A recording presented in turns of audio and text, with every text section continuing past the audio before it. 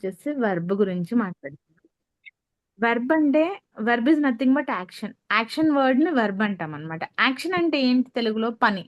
మనం చేసే ప్రతి పనిని యాక్షన్ అంటాం గదా! ఆ యాక్షన్ అనేది that is nothing but verb ఇంగ్లీష్‌లో.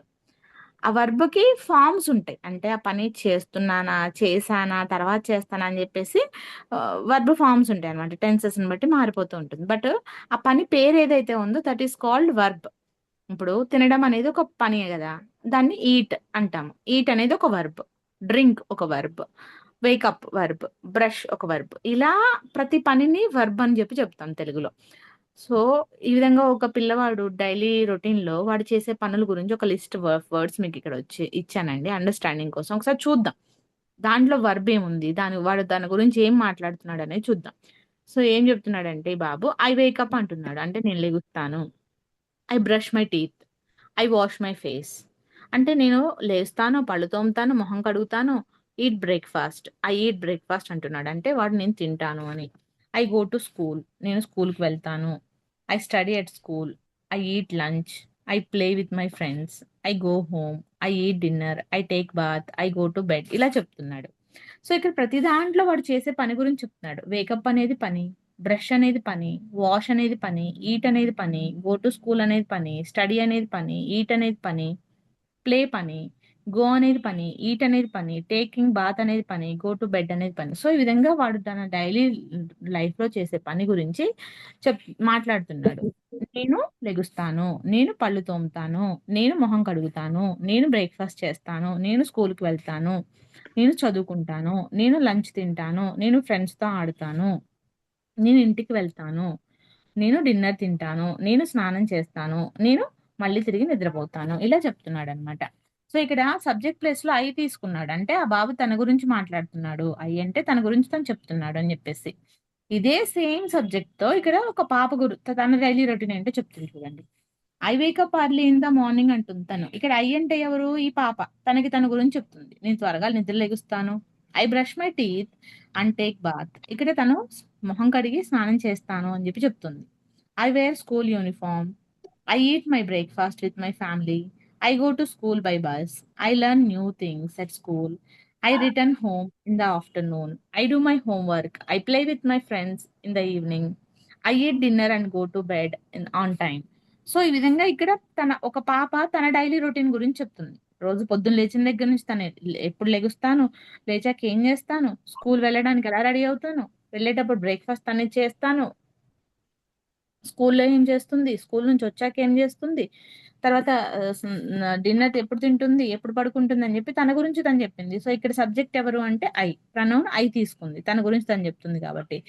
సబ్జెక్ట్ పక్కన ఉన్న ప్రతి యాక్షన్ కూడా వర్బ్ అండి. వేక్ అనేది వర్బ్. బ్రష్ అనేది వర్బ్. వేర్ అనేది వర్బ్. ఈట్ అనేది వర్బ్. గో అనేది verb. Learn verb. Return verb. Do verb. Play verb. Eat verb. ఇవన్నీ కూడా వర్బ్స్ అండి. సో, ఇక్కడ డైలీ కన్వర్జేషన్ అంటే ఒక ఇంట్లో ఒక ఇదే కన్వర్జేషన్స్ పొద్దున్నే లేవమని మనం పిల్లల్ని ఎలా లేపుతామో, దానికి వాళ్ళ ఆన్సర్స్ ఏంటి అనేది ఒక కన్వర్జేషన్ రూపంలో ఇదే వర్బులు వాడి మనం యాక్షన్స్ వాడి ఒక కన్వర్జేషన్స్ చూద్దాం. మదర్ ఏం చెప్తుంది? వేకప్ అని చెప్తుంది. సన్ దానికేం జెప్తున్నాడు? I woke up ma'am. అంటే ఇక్కడ వేకప్ అనే ఒక పనిని నేను ఆల్రెడీ చేశాను అని ఎలా చెప్తున్నాడు? వేక్‌కి వోక్ అని చెప్తామనమాట. వోకప్ నేను ఆల్రెడీ లేచానమ్మా అని చెప్తున్నాడు. Get up from the bed. Okay. నిద్ర లేచావు బానే ఉంది. కానీ బెడ్ మీద నుంచి లే అని ఉంటుంది. అప్పుడు ఐ గాట్ అప్ అని వాడు చెప్తున్నాడు. లేచేసాను అని. Brush your teeth. తర్వాత నీ పళ్ళు తోముకో. ఇందాకంతా కూడా వాళ్ళ పనుల గురించి చెప్పారు. ఇప్పుడు ఒక మదరు, సన్ మధ్య కన్వర్జేషన్. పొద్దున్నే వాడిని లేవమనడం, వాడు నేను లేచానని చెప్పడం, పళ్ళు తోమంటం, నేను తోమానని చెప్పడం. ఎలా చెప్తున్నారు? ఆ వెర్బ్ ఫార్మ్ ఎలా మారుతుంది? బ్రష్‌కి బ్రష్డ్ అని చెప్తున్నాడు. I brushed my teeth. చేసేసాను. నేను పళ్ళు తోమాను అని చెప్తున్నాడనమాట. Wash your face. అంటే నీ మొహం కడుక్కో. I washed my face. Yes. నేను నా మొహం కడుక్కున్నాను అని చెప్తున్నాడు. Next have bath quickly. స్నానం చేయి త్వరగా అంటున్నాడు. ఐ హాడ్ బాత్ అంటున్నాడు. Okay. Worship God and pray. దేవుడిని ప్రార్థించు అని చెప్తున్నాడు. I worshipped God and prayed. నేను దేవుడిని ప్రార్థించానని చెప్తున్నాడు. Have breakfast. బ్రేక్‌ఫాస్ట్ తిను. I had breakfast. నేను తినేసాను. Eat snacks later.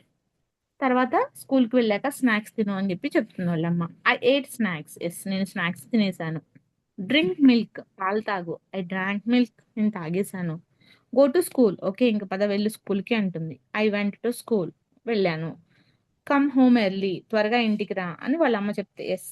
I will come home early, నేను త్వరగా వస్తాను అని చెప్తున్నాడు అనమాట. సో ఈ విధంగా డైలీ కన్వర్జేషన్ సేమ్ వర్బులు. ఇందాక ఫస్ట్ అంతా కూడా నేను లెగుస్తాను, పళ్ళు తోముతానని చెప్పి వాడంతట వాడు చెప్పాడు. ఒక పాప తనంతట తను చెప్పింది. ఇప్పుడు మదరు సన్ మధ్యలో మదర్ చెప్తే ఆ పిల్లవాడు చేశాను అని చెప్పినప్పుడు డ్రింక్ బదులుగా డ్రాంక్ అని, ఈట్ బదులుగా ఏట్ అని, ఎలా వర్బ్ ఫామ్ మారిపోయిందో చూడండి. గో బదులుగా వెంట్ అని, కమ్ బదులుగా విల్ కమ్ అని మారిపోతుంది ఫామ్ అన్నమాట. అదే సేమ్ వర్బ్ పని టెన్స్ మారిపోతుంది. ఈ చేంజింగ్ ఎప్పుడు చేస్తాము? ఆ పనిని దాని సందర్భాన్ని బట్టి ఎలా మాట్లాడాలి? ఆ యాక్షన్ ఎలా మార్చాలి అనేది ఫార్మ్స్ అన్నమాట. Present tense, past tense, future టెన్స్‌గా V1, V2, V3 ఫార్మ్స్ అంటాం. వెర్బ్ ఫార్మ్స్ ఉంటాయి. సో, ఫస్ట్ మనకి ఆ యాక్షన్ ఏంటి? ఆ వెర్బ్ ఏంటి అని పేరు తెలిసిందనుకోండి. తర్వాత ఈ ఫార్మ్స్ మీరు ఈజీగా చేంజ్ చేసుకోవచ్చు. ఇది verb is nothing but action. Verb అంటే యాక్షన్, పని.